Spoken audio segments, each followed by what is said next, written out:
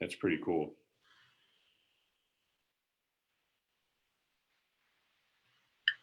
It's connecting right now. It's redirecting to Facebook. And we're live on Facebook now. All right. So let's see. All right. Well, welcome everyone to the Next Level Entrepreneur. Every week I bring to you a special entrepreneur. And when I say entrepreneur, I'm not talking about entrepreneur. I'm talking about a true entrepreneur, somebody who has actually does what he talks about and has is proven that the principles that he uses work for him and they can work for you.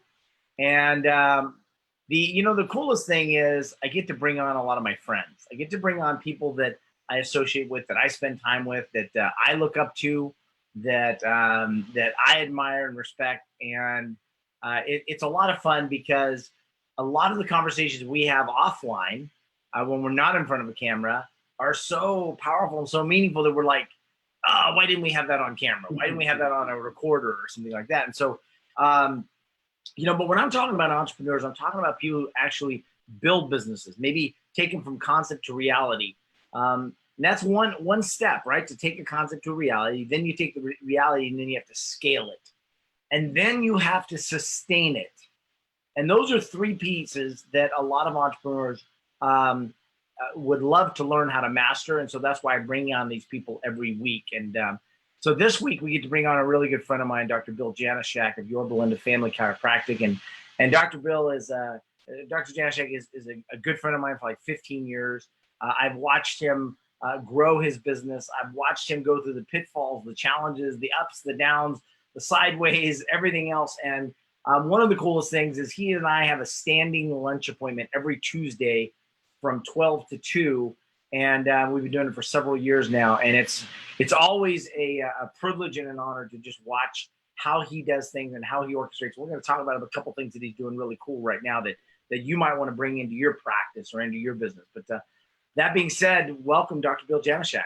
Wow. Thanks, Bob. You should have that introduction on every Tuesday when we have lunch. That would be cool. Maybe we'll start doing a live from lunch every Tuesday. Well, it was thought about because we have like awesome conversations, and I always find it funny that people, whenever we're talking, oh yeah, I'll see Bob on Tuesday. Well, didn't you have lunch with him last Tuesday? I said, every Tuesday I have lunch with him. They go, right. What do you talk about every Tuesday? We have the best conversations, and it's like, yeah, I look forward to them every time. I learn something, we stay engaged, and I highly encourage everybody to do that. Yeah, me too, definitely. Bill, some of the conversations we have, we don't just talk about business, we talk about life. We're both old enough now that we've gone through quite a bit of stuff, and so we've been able to share some of that. As an entrepreneur, though, I've been able to watch you, have a partnership, and then dissolve the partnership, and go on and continue on your own and grow your business, move locations. I mean, I've got to witness a lot in your business, which is really cool. Plus, my daughter worked there for a little while. I'm there frequently, and I've done some of my seminars there. And so I've really got an inside look. And I think that's one of the things that I want to share with the audience is that I can tell you from the inside looking out and from the outside looking in that this guy knows what he's doing. He's practicing every day. And one of the things that I love about you, Dr. Janeshak, is that you are constantly learning. And I see so many entrepreneurs that have 30 years of experience. They have 30 years of experience of one thing, and they've never really moved beyond it. What I've seen with you is you're constantly reading, you're constantly taking courses, you're constantly challenging yourself to look. How did that ever get bred into you where you became that person that was constantly pushing himself? Mom, Dad? Fear would be a good one. Like, how's that work? Did I really get that? And a little bit that's a little true, because when I went to chiropractic school, I worked my tail off to get there. I finally found what I wanted to do, what, my calling and everything. And I got into school, and, it's higher, it's postgraduate education. And, I put myself through every junior college, and I worked 3 jobs, and I was at 3 different colleges at one time, just it was tough. And then imagine, this Levi's and t-shirt kind of guy going into a postgraduate school with people from Harvard and Oxford and like real colleges, not just Cypress College and, all the other ones that are coming out.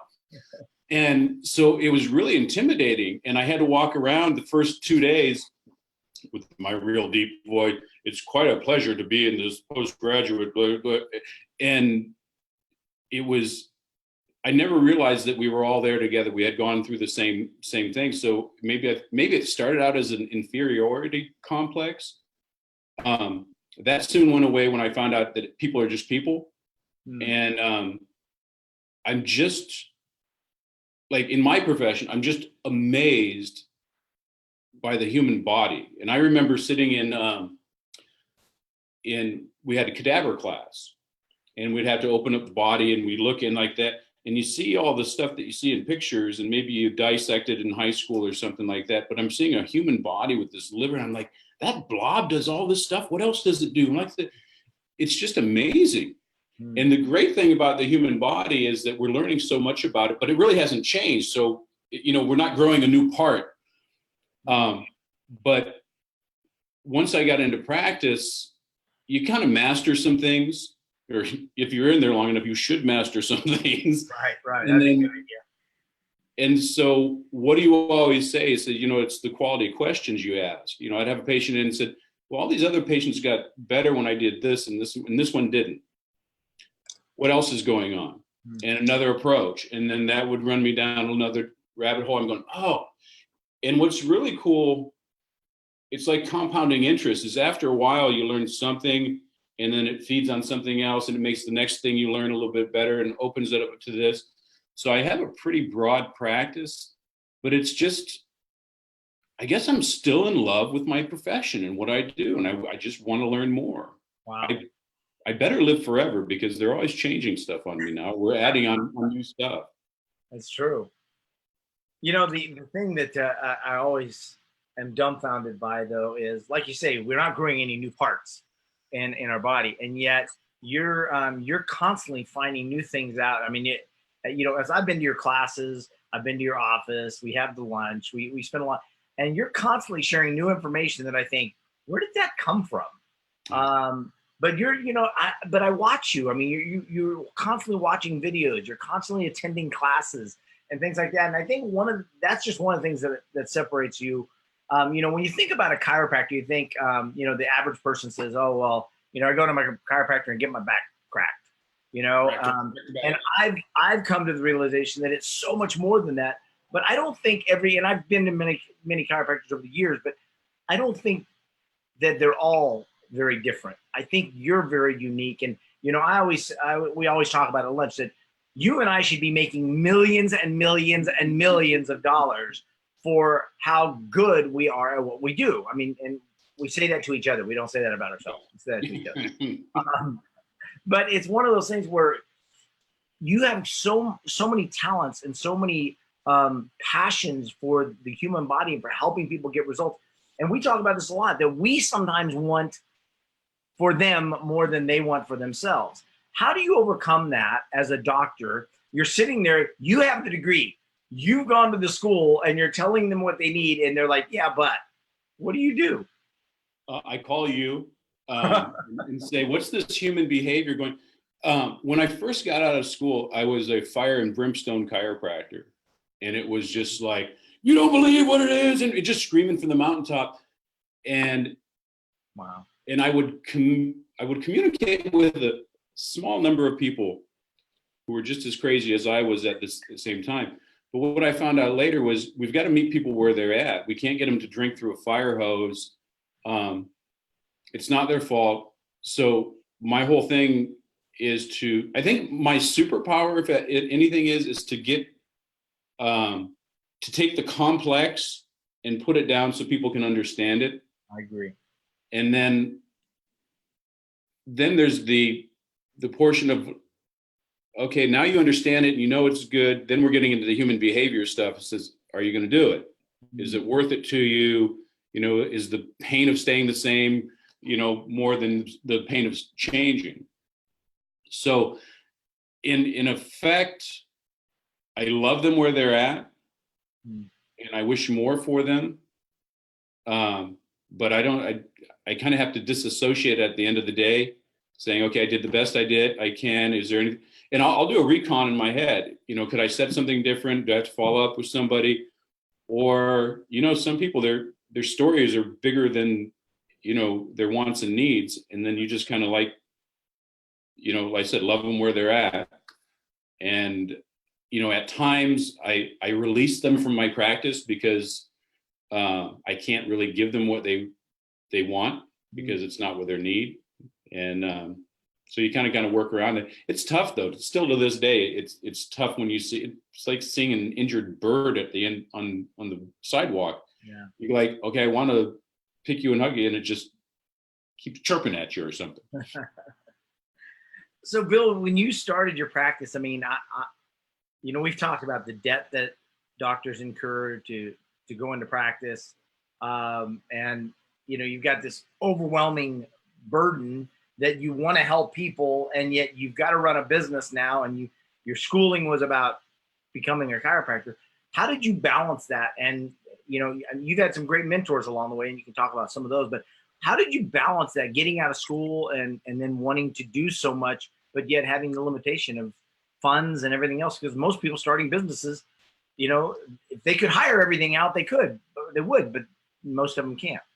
Yeah, I didn't think about it.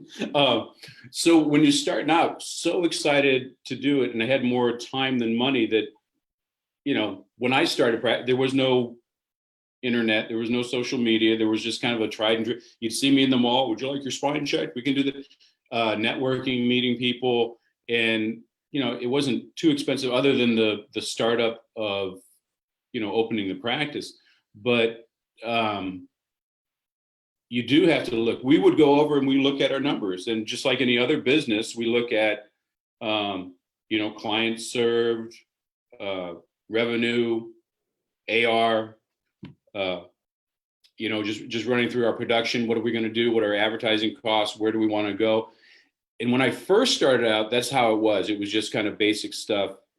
And then, you know, I have some awesome mentors, some really great people in the chiropractic space, but you know, you helped out tons and tons on that, on finding out, okay, who do I want to be? Because as I kind of expanded my vision for chiropractic, and, you know, adding more nutrition, and, you know, I've always done that, some rehab, and the way that I do that, I didn't realize I was a brand. Because, and it was hard at the beginning, because I would go to seminars, you know, boost your practice, how do you do that? And everybody, yeah, I want more. And I would go to these things, and they were selling, back then it was the 7 deadly signs of chiropractic: headache, neck pain, back pain, tingling down the arm, sciatic pain, headache, vertigo. It was always the same for everybody, but I wasn't the same.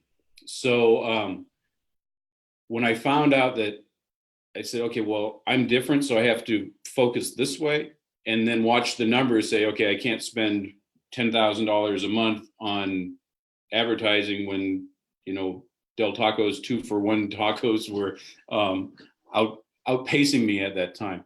So it's hard, and especially as a healer and a doctor. And I know that you get this finger in your face too, Bob, about our first reaction is, well, let's fix it. We'll figure out the finances later. And then people have Lodi, and they get a softener, so they start feeling better from when we've intervened. We say, okay, now, if you remember when you were in pain that you wanted to get it fixed and you're going to do that, well, I would, but it's feeling much better now, and I don't think that's what it was, and I don't have to. And you have to balance that stuff. Is we have to get paid. And early on, I had trouble asking people for money because I was so in love with what I did. all I wanted to do was do it. Well, lay down. Yeah, bring me a chicken, maybe a frog. How about lunch sometime? Or just write an IOU right here and just put it in a, we'll save it. Right. And I can't tell you how many thousands of dollars I've given away in services to do that, until I learned it was important for them to pay. Mm-hmm. Because once they had skin in the game, that was their representation of commitment. Yeah. I probably would have took a chicken if that would meant something to them. Sure. And that's kind of how we balance. Since then we have protocols and we have criteria. When people come in, I'll bend over backwards to make it work financially for him. But I also want the finances I want it to hurt so that just so that they'll value what they're doing. It's like giving your 16-year-old a car or having them earn it. Right. They're always going to be washing every weekend the ones that they paid for. Sure. So I love that you brought that up, because I think every entrepreneur struggles with that. We love what we do so much that we're willing to do it for free. Doesn't mean we should. Yeah. Well, I think there's something different about that though, Bob, is because correct me if I'm wrong, but actually most entrepreneurs probably go in at first with, hey, I can make a difference. I can solve a problem. I can make money, and I can brand it this way. And they work backwards from us. And I think that's the difference from having the business. And then I said, I consider what I do a calling, and I know you do. right. What you do is a calling. And while we'll burn the ships in the harbor, because this is what we have to do. And I think I actually heard you say one time to somebody that you are so ingrained at what you do that if you didn't do that, you would cease to exist. Yeah. And that's the missionary portion. Yeah. And it's hard because we got to get out of our own way. Right. And we've got a business to run. So what was the turning point for you? Because you mentioned that early on, that's the way it was. And I know we fall into that sometimes, but what was the turning point for you? Was it something somebody said, or was it just a realization that you had? I think when I really got into personal development, and I don't remember if there, I think it was Dr. Patrick Gentempo. He was a good mentor of mine, really steeped in philosophy, really awesome thinker. And he had mentioned about chiropractic and money. I was at it was a 5-day retreat in New York, learning how to do some I was learning again. But we were doing neurodiagnostics that he had developed. But he had, before we got into anything he ran through philosophy. And at first thing you're going, why are you studying philosophy at a neurodiagnostic seminar? But he had an early version of a podcast back when so this is over probably pushing 30 years now. Wow. A monthly subscription to tape series. And it was chiropractic philosophy, because you got to know what you're doing, art and science. But anyways, he had mentioned that. He said that we got to get paid, and you got to make sure that it works for both of you, because if you're not in business, you can't help everybody. And you can't take food off your family's table to give it to somebody else. And so that's where I thought more about being a leader rather than a practitioner. I love that thought, because it's so true. If we're not in business, we can't help anybody. So what are we really talking about? We really want to help people. So true. So, you've been doing this now for a while.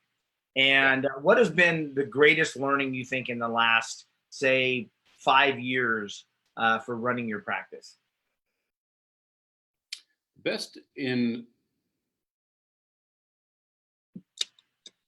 Actually, it was two things. One was automation, doing more automation and going paperless. So I kind of stepped into technology, which is really cool, and being able to scale up. Mm. And at the same time, learning that because it's a relational business, is that I have to do the things that don't scale. I can't call everybody and ask them about their daughter's graduation. I can't, go out of my way to do everything for everybody because it's not scalable, but it's necessary. Mm. So those are probably the two biggest things that we learned in running the practice. One was, let's, get our standard operating procedures down. Let's streamline the automation stuff that we can. And what I've also learned is the more of that stuff that we can streamline and automate, it gives us more time to do the scalable. Mm. You did, we met at a chamber luncheon 15 years ago, approximately. And it's so funny that we met at a networking event, considering what I teach is so anti-networking, but it's really how to get the best out of a networking experience is really, and you have really, you're not the typical chiropractor networker. You have really mastered the art of building relationships with your patients. I think that's why your patients just love you. But I think, how do you ever get to that point? Because like you say, you have X amount of time for people to come in, and you can't just stop and spend 30 minutes with a patient while you've got to line out the door waiting. So how do you balance that? How do you build relationship and at the same time keep your practice in flow? Rapport, and I'm pretty good at understanding, because I'm a doctor, and when people come in, they're hurt, they're scared, there's something like that. If I can be the person that they're leaning on, they get results, there's a trust level that happens fairly quickly there. I'm definitely different than most chiropractors in the way that I talk to my patients and stuff, because I talk to them like I talk to you. Right. You said, all right, well, that was a stupid thing you said. Why did you say that? But I think people appreciate that because that they realize that I'm real. Right. And I'm a person rather than the, well, I'm a doctor, and it's very important that I use very large words because I have to show you that I've earned the diplomas behind me. Right. Like I said, if we can take the complex and make it simple and usable, they appreciate that. And then the other thing is just, I'm just very curious, and I'm really interested in my patients. What are their hobbies? What are they doing? One of the things I ask my patients, I'll go through, my exam, a really good history, and we'll find out all the doctor stuff. And once I finish up, I ask them, what's done look like to them? Because they'll say, well, I want the pain to go away. I said, well, okay, if I had a magic pill and I just threw it at you and the pain would go away, would you be healthy? Would you be happy? And then I've just gone through their history, and I don't know if anybody out there in, Facebook land or anything else, but once you start thinking about when people come in with low back pain, well, they don't just get it that day and they come in. Usually there's other things. Well, are you having stomach problems? Well, yeah, I am. People don't put those things together. So when I'm done, they'll say, well, I guess I can work on this and this. But when I ask them what done looks like to them, I want an outcome measure that means something to them so that in the future, when they experience that, they go, yeah, this is what I wanted. And here I am. I climbed Mount Fuji or whatever else it was, but make it personal. And then I write that down, and then I hold them accountable to that. Nice. And I think that's one of the things you do really well is you ask a lot of questions. You really get to know what's really going on rather than just going, oh, my back hurts. And then you go, well, just lay down. Here's what we're going to do. You really do ask a lot of questions. And I remember when you had your partnership, I mean, you would put people in a room and make them watch this video, and really they got a really great education. If they did nothing else, but they did that, they got a great education. And then you would come in and just ask questions. And I've seen you over the last 15 years just really master the art of questioning. What do you think? I mean, you've done that so well. You've taken so many classes. You've taken NLP. You've taken a lot of different programs. What do you think has been most beneficial in helping you to become a better master at asking those questions?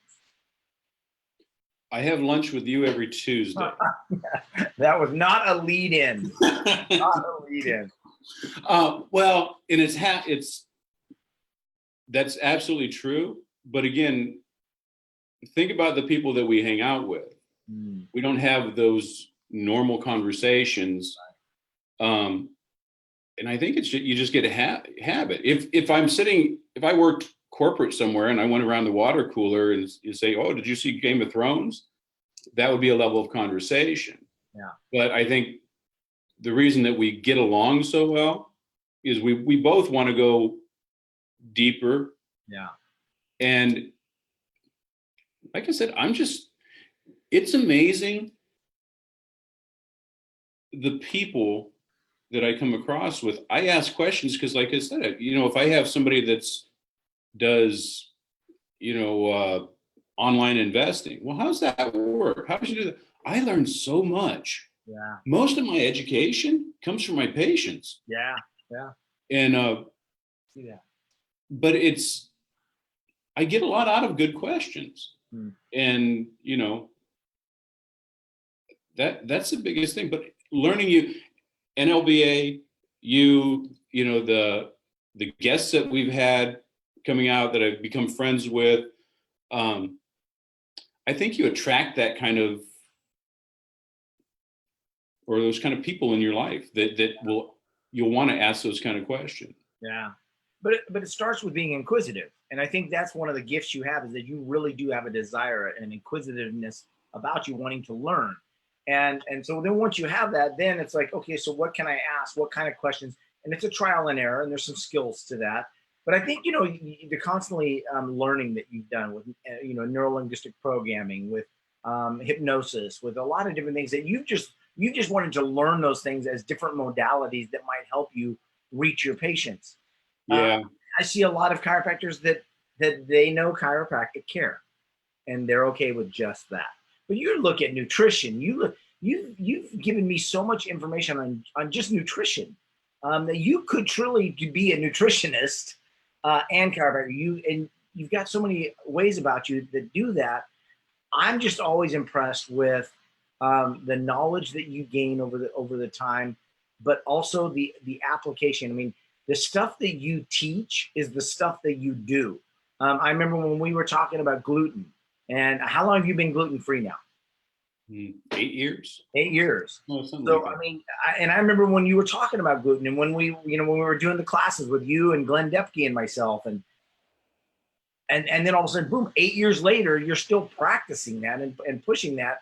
And I just admire people who live with that kind of conviction that they're willing to do it themselves. What made you be able to be that kind of person growing up? I mean, were your mom and dad that kind of influence? Were, other people, who were the influencers that allowed you to live with that kind of conviction? Pete Rose. Pete Rose. Pete Rose. So I was a baseball player and I loved baseball. I would play baseball with anybody, anything. And if no one was around, I was throwing a ball against the thing.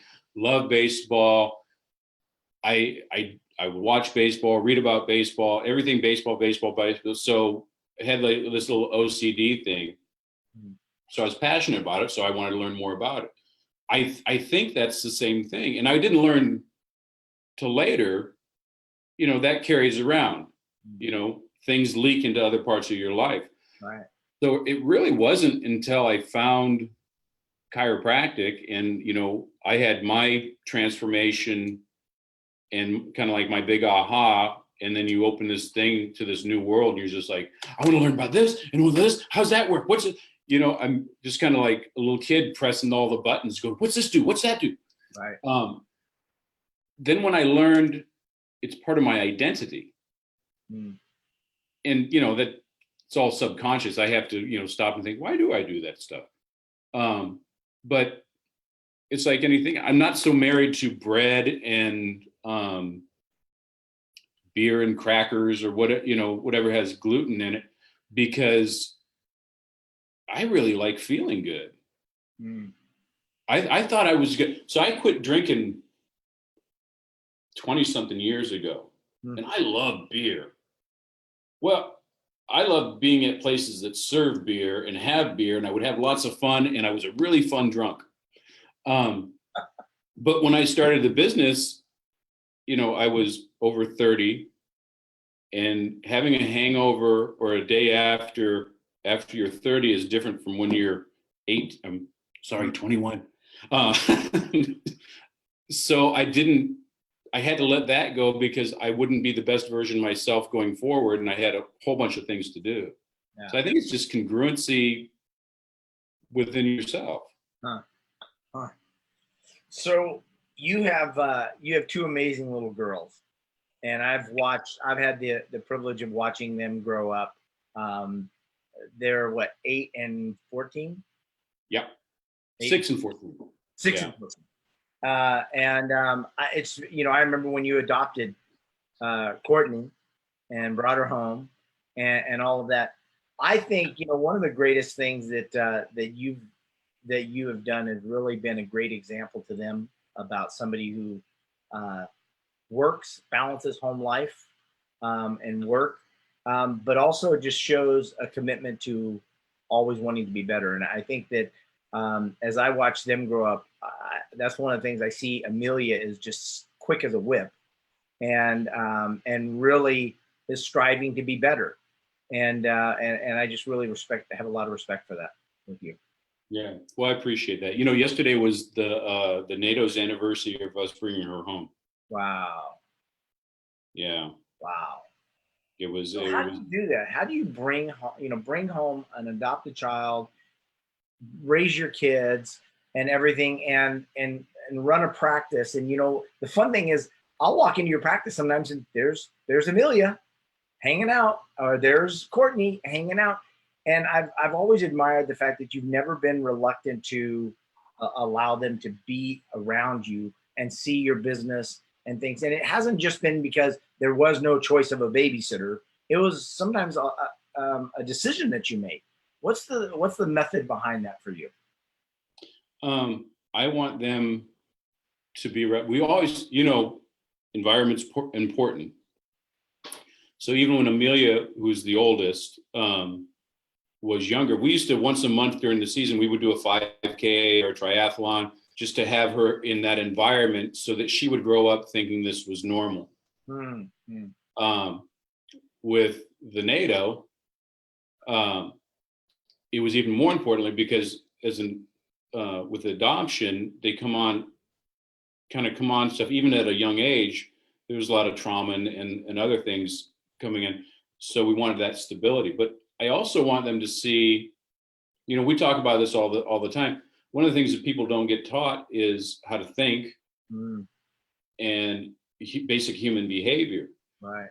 So, ever since Amelia was little, I wanted her in the office, and she liked to play at the front desk and answer phones and stuff like that. But she got to watch me and how I talked to other people and how I would ask questions. And she would sit in my office and we would work up a case, and I would explain to her, I said, well, they have a subluxation, which is a bone out of place, put pressure on the nerve. And I would go to the picture, and she goes, look at Daddy, it goes to the arm and it goes to the tummy. And yeah, that's right.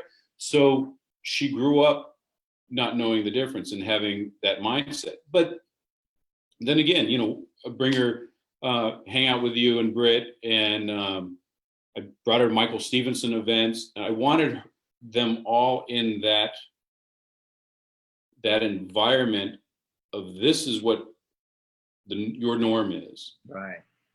So they could think at a next level. One of the other things that I really I love when we have lunch is we talk about the idea of volley, right? And Glenn Morshower talks about this a lot. Are you surrounding yourself with people that you can volley with? The conversation go fluid versus kind of stretching to go, okay, well, can we talk about this? Or do we have to slow it down, is what you say? Do we have to slow it down when somebody comes and sits down and have lunch, because some people want to come. I mean, we get requests all the time. Can we come have lunch with you? Can I come? And by and large, the answer is no. But it's not because we're trying to just be secretive, but a lot of times it's because their conversation doesn't match the same kind of conversation we want to have. And so I think that, there's a lot of people that they just want to joke all the time and everything else, and they don't know how to volley, don't know how to go deep. Can you kind of explain that? Because it's really an art to surround yourself with people that can volley. Yeah. I think, every time people ask me about what NLBA is and the people that we surround ourselves in, that's what I say. And I don't mean it derogatory. It's just that we have a certain way of thinking. And we have, just like in any other group, we have a language, we have, cultural protocols and things like that that'll go on. You have to be able to express yourself fully. So the average person comes in, and we've talked about this before, and you hear the way that they talk, and so you can hear their beliefs in their language. And right away you kind of like, okay, well, this person, has some significance going, they like variety, this is why they're acting this way, so there's some behavior stuff like, but that all goes in here. We don't get a chance to talk to other people because they don't understand that thing. Or we'll talk to Joe Ingram a lot, and we'll talk in disc. What? Just so you know, he's online right now too. Oh, okay, then we'll talk about him on that. Yeah. But as but we'll talk in disc, or we'll be talking like it, so we don't have to slow down the conversation. So we can do that. So there's that volleying back and forth, because we don't have that loss of energy when we talk. Right. And I think that's the important thing, is because that's also how I grow. And we grow together, because if you're volleying back and forth, you're getting some exercise, mental exercise, relational exercise going. When there's somebody that's not talking at the same level, and again, it's not wrong, but it's like you serve it up and then they got to go chase it. And then okay, let me serve it up again. And it's exhausting at the end. Yeah. The reason that we have our lunches is so that we can re-energize. There's no energy lost in our conversation. Right. And I think people need more of that. Yeah, I agree. And I think what we started talking about was that we need to be able to critically, think. And most people are just kind of existing. We're challenging the thinking. As a business owner, what do you think is the biggest struggle for a business owner right now, you guys are facing? I think getting attention, the right kind of attention. The right kind, yeah. Because there's always a new strategy, plan, or platform. You should see my inbox or my Facebook tweet. Chiropractors want all the new patients in the world to come to your door and pay all their money and be your best friend. And it's just like, oh my God, it's exhausting. Yeah. But again, they're still talking about every chiropractor. They're not talking about me. And we talked about this at one of the lunches, is that I want somebody that's going to market me. Right. And then the other thing is, it's scary, but you have to figure out who you are and who your target is, who's your conversation with. It's just like when we were talking about, we're having lunch and we're going to volley. You got to be able to resonate with the right clients, and which means that maybe you piss off some other ones that aren't yours, maybe intentionally or not intentionally, but so you can have a deeper conversation with the people that you want to serve. Yeah. And that's scary as a business owner when you're trying to keep the doors open, you're trying to pay the bills. You say, well, maybe I'll just tell everyone. So I think it's getting the attention, and then not being afraid to show who you are. Okay, explain that, because there's all this great talk about vulnerability. Be vulnerable, be vulnerable, be vulnerable. You know, I think that we have to be vulnerable in um, to the level of deservability to the person we're being vulnerable to sometimes. But when you say be who you are, what do you mean by that? How do you encourage people to do that? Well, so if I run a sports chiropractic office and I want to see athletes, and I want to show them how to increase their motor control activity so they can get 3.5 seconds off their best time on something, I'm going to advertise towards that. So if Grandma Gertrude comes in with her Medicare card and her hip that she hurt not to, and she can't get it like that, and she wants to tell you the whole story and about talk to her incontinence and everything else that's going on, you got to say, no, sorry, this is not for you. Right. So through marketing and advertising, like I said, if you look at my videos or something like that, you know that I'm not this doctor that's going to talk to you about things like that. I'm kind of open. I'm kind of a goofball. I'm really smart, but that's not the first part that I'm up.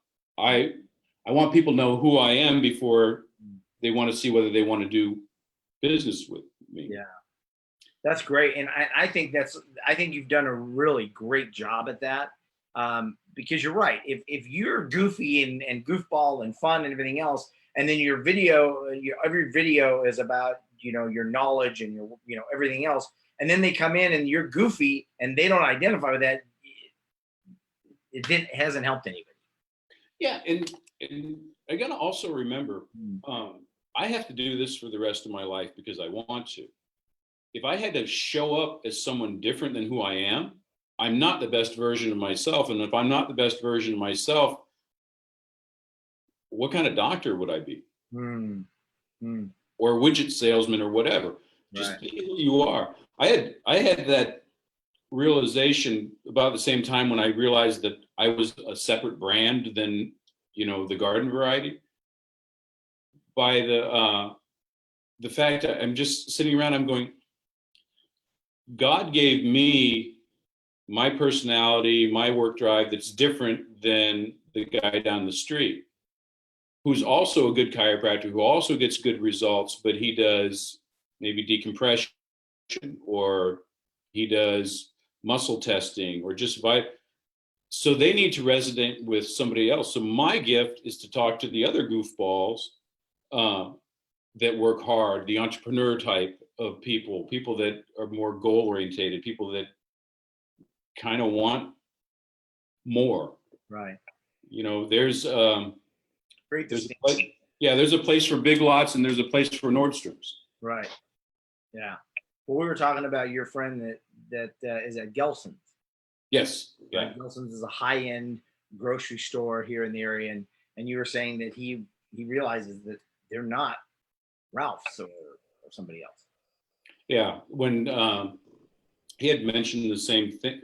Well, I don't know if I'm giving up trade secrets or not, but when there's an opening of a grocery store, where they have a lot of giveaways, prices are really low, and it brings people in, and they were giving gift bags out. Well, they had opened a store and they were giving these gift bags out, and you want some social media love when you come out there. So all the things were coming. This place is expensive. You can't do this. And, I'd never shop here, which was not what they were shooting for, right. But they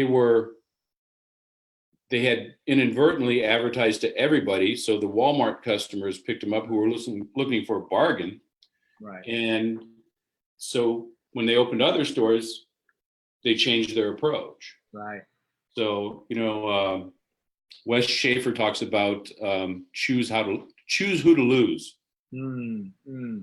So yeah, so true.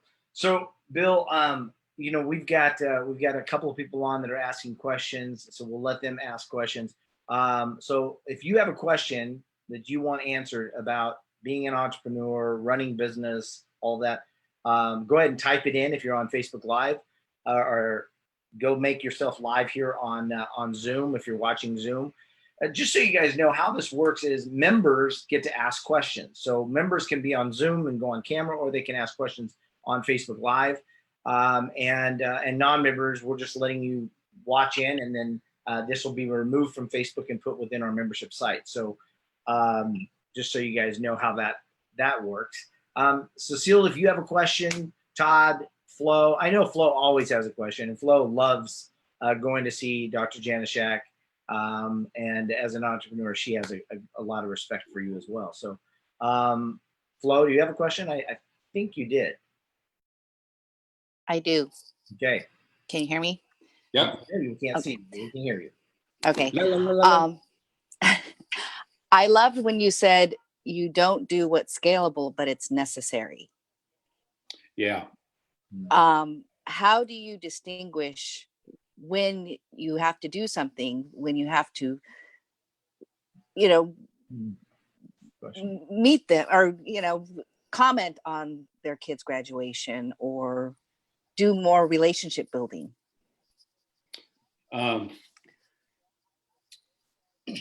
Based on relationship, there's some patients that I see and I'm friendly with everybody, and then there's the other ones that I remember if we have a conversation.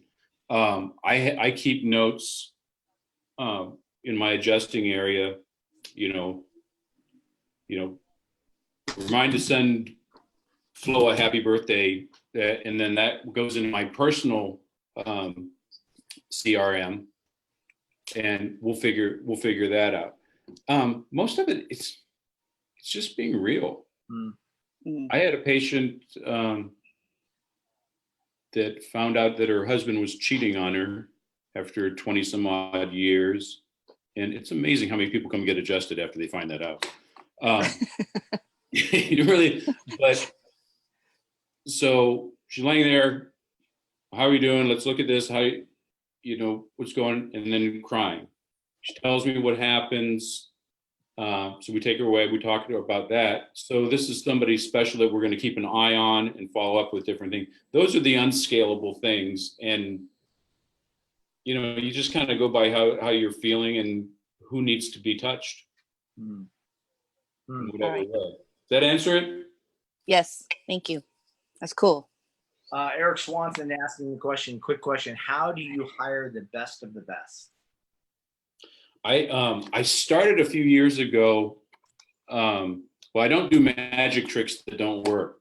Starting. That's a great line. Sorry, Eric. Somebody tried that line in. I love that line. I don't do many magic tricks that don't work. So I started doing group interviews, and it was just a mini seminar about the office, the vision, how we did like that. And then right away I said, if it sounds like you, again, we had criteria. Then people that thought that they were pretty good, I would give them instructions to come back another day. And I usually give them instructions to come back. I want to see their calendar. I want them to bring a snack and a pen. And one is I want to see their calendar, whether they're truly organized, because if they're just like, I got this and here's a butterfly and they don't do anything, it means that they're probably not organized. I want to bring them a snack just to see if they'll follow directions. And most of them say, well, I ate at home. I didn't want any. I said, well, I didn't ask you to eat at home. I told you to bring a snack. And then a pen, because that's common sense to bring to that. If they don't have either one of those, we'll go on. Then I go into, I use a Wonderlic test, just kind of general intelligence. And then I use either the disc or the color code to look at personality, because they may be good, but their personality may not fit with the job title or in the office culture. And I run those criteria to run through to make sure. And then they have to be on board with their vision. They can't be like, well, I can work really good at the chiropractor's office, but I'm a big fan of Doan's pills or whatever. So that's how I go about that. And then I look at their energy and everything else that we can pick up there. Then I send them to Habitubes. Habitude Warrior Conference. Eric Swanson's Habitude Warrior Conference. So another question came in via text. Let me pull it up. If you were to give one piece of advice for somebody starting a new business, since you've been doing this for a while now, what would you say? And then the same question for somebody who wants to scale their business, what would you say? First out, I would find out whether there's a need. So sometimes, again, we get all, I'll give you a perfect example. I moved up in Yorba Linda, and I had done a mentorship in a business residency with a very successful chiropractor in Buena Park. And the deal was I worked real hard, sweat a lot, made him lots of money. Then when I was done, he would help me start a practice. Well, I found Yorba Linda. Now, Yorba Linda is very different than other cities around there. It's up on the hill. It's all the things that I never asked. I never asked the question. I found a spot, nice area, I'm going to open. Find out whether it's a good place for you to open and whether there's a need. Because, quite frankly, if you're in the Midwest, it's probably not a really good place for a busy functional medicine practice. With the same thing, you wouldn't want to open a tractor supply company in the middle of Costa Mesa. So well, hello, Joseph. So I think that would be the first thing. Then scaling the business is make sure that you have systems in place to do the scales and the test of the systems so that they don't fall down. And we do that. We have what we call a stack day. Periodically, I'll run up like that, either a 2-for-1 or a Groupon type things or reactivation of my patients to get a volume of patients in here to test the systems and the staff to see if it blows up. And we'll do that periodically just to make sure that we can scale. And then once you're ready, then you can go for it. I think one of the things we talked about the other day was that you had remembered that you had this sign, a vinyl sign that used to hang out in front of your office, and you remembered that it was in storage or in one of your rooms, and you said, let's put that out there. And how long had it been down? Well, it was a banner that they would put up in the city. You're supposed to get like permission and stuff. Oh yeah. And for like 2 weeks. So it's probably been in there 6 years. And I was coming back there, and it wasn't that I wasn't accepting new patients, but it's just something different when people drove by. Yeah. And as the patients come in, it just reminds them, oh yeah, maybe I should. Oh, my cousin she needs a referral. You're accepting new patients. Just reboot all that old stuff. So you just hung this sign up. What were the results within the first week? You were telling me some kind of crazy number. Yeah, well, we had like just 5 additional new patients than our average over there, and then a bunch more reactivation. And it's, my own damn fault that I forgot, but that should be on something systemized. Yeah. To get that back up. Sometimes it's the simplest things that we can do that give us the greatest results, but we try and complicate things so much. We think, we got to do this. It's got to be in neon lights, and it's got to, all of this stuff, when you just hung a banner that you'd had. So, and one other thing, we're going to open it up a couple more questions. One of the other things I love that you shared this, we were having lunch one day and you said, hey, I think I'm going to start doing field trips with my office and take them to places. And within a week, you took them to, where'd you take them? Bristol Farms. And so you took them there for what purpose?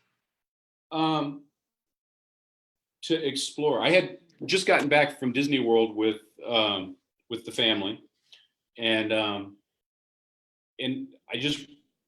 pretty impressed on the systems, how everything goes together. And I said, we need to do a field trip to Disneyland to get kind of the Disney experience. We had done that before at Apple Store.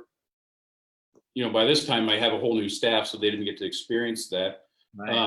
But Bristol Farms just opened next to us, and great place, really good marketing that they've done. So I called the manager up and said, we want to come over for a field trip. And we got a little quick tour. He just kind of pulled back the curtain a little and said, this is what we're doing. This is how we're doing our social media. This is how we're increasing this. This is how we're getting, we're building our list. And this has been the feedback. It's really good to borrow. I think we get so caught up in our industry that just kind of take those field trips and look. It's fun for them. We got to go out and have lunch. It's out of the office. It's a different environment. But then we started having conversations about, okay, well, what else can we do? So I like that. So once the summer hubbub finishes up, I think we'll spend a Saturday at Disneyland. I'm in for that trip. And I'm in for the trip when you go back to the Apple store, because didn't you buy everyone iPads or something? Yeah. That's what we did.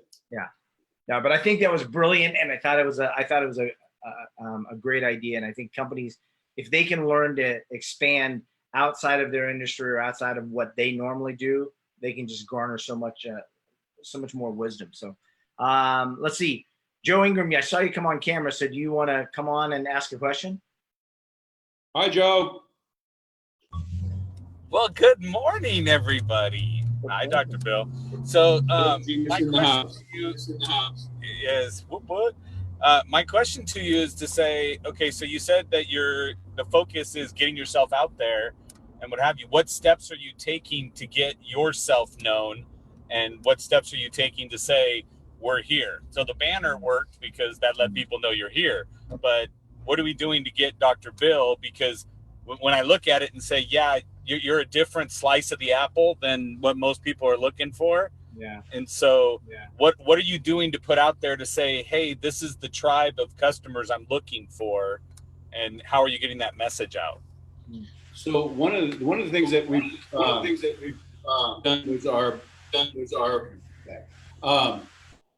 was the email marketing. We want to make sure we kind of focus on the things. So my demographic is female, 35 to 55, 2 kids, usually a big church orientated into sports, wears Prada, those kind of things. So we will put our ad on our emails. We'll have those kind of things, or we'll have visuals with those things on there, or we'll dress topics that would interest those particular people. So my treatment style is under stress, as you well know. And the sales genius, Joe Ingram, had hooked me up and told me about the podcast industry and how well that was and how easy it was. So we started the podcast to going on so that we could educate people that what we do is under the stress model. We have classes inside my office, personal development. We got Dr. McDonald that comes in. He does some NLP stuff. Glenn Depke will come in and do some different classes and kind of bring those in. And it's seemed to work really good, because I've had some reactivations of patients that had left a long time ago, but came back for a different reason than they can, either functional medicine or rehab or some sports training or something. Does that answer it, Joe? It does. Flo had a question. She said, she said she definitely wants to be involved in the Apple field trip. And she said, also, did you go to Bristol Farms to teach them about the different kind of foods, since you're running health and nutrition? Did you guys talk about any of that? So that did come up as we took the little tour. And so they have a really good supplement aisle, and they have really good produce. So we talked about that. We talked about the meat. We didn't go real deep in the rabbit hole with that. What I did, one of the great things about that I taught the Bristol Farms guy is, when you walk in, Whole Foods does the same thing. But when you walk into the produce, because it's vibrant colors, you get the smell, and you look, because most of the stuff is organic, you get this grounding effect. And grounding is something like the health benefits you get from nature. So you're walking on the beach or you're walking into the forest, all that stuff. So it immediately makes people feel better. So they're getting that internal representation with the colors and the smells and like that, and they're anchoring themselves to Bristol Farms. Wow. Very cool. And they didn't even realize they did that. That's very So we talked a little bit about foods, but mostly that was a business field trip that we talked mostly about their systems and what they're doing and how they're doing and how we could use it. That's awesome. So here's what I want to finish up with. One, I want people to know how to get in touch with you, because you have online courses, you have facility where they can come in and get training right there. They can get adjustments, they can learn about nutrition, they can get health, they can get all kinds of stuff. So what's the best way for them to get in touch with you and your preference? Old school, call 714-777-2500. You'll find us there. That's the office. You can hook us up on Facebook, Yorba Linda Family Chiropractic Facebook page, yorbalindafamilychiropractic.com. You'll find me on, or me personally, just on Facebook. And you have a podcast. And the podcast. You can't contact me there, but you can listen to that. Right. So that's the Conquering Stress podcast on Anchor FM. You can find that on your Apple, Spotify, Overcast. I think I'm on different platforms. Which ones? Google Podcasts, Apple Podcasts, Spotify are the main ones. Podbean, about 9 different things. If you have a podcast, click on it, you'll find Dr. J. There you go. Yep. There you go. Yep. Well, awesome. And well, yes, guys, they can contact you there too. Right. Right.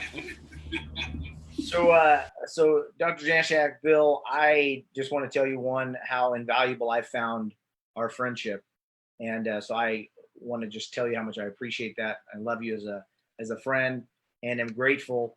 And thanks for sharing your life with me over the last 15 years. I mean, I got to know you as a doctor, as a chiropractor in the networking group that we met, and then it's just developed over the years. And so I've just really appreciated the opportunity to have you in my life. So I'm very grateful for that.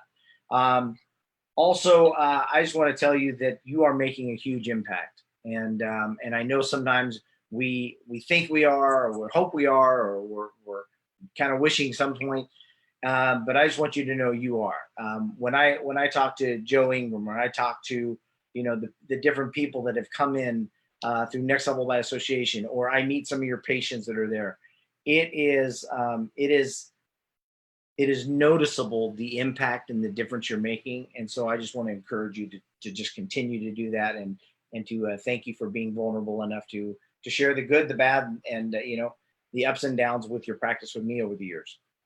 Well, thank you. It's always my pleasure to hang out with you all, Bob. You're a big part of my life. And, like I said, what would I do without Tuesdays with Bob? I'd have to do Tuesdays with Maury. But that's been done. Well, you guys, I'm going to let you guys get out of here. Go make an impact in the world. Reach out to Dr. Bill Janeshak, Yorba Linda Family Chiropractic, 714-777-2500, 714-777-2500.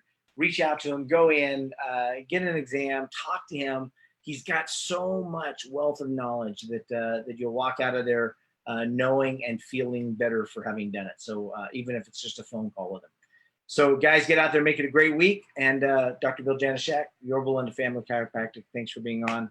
Everyone out there, have a great week and enjoy your next level. All right. Bye-bye.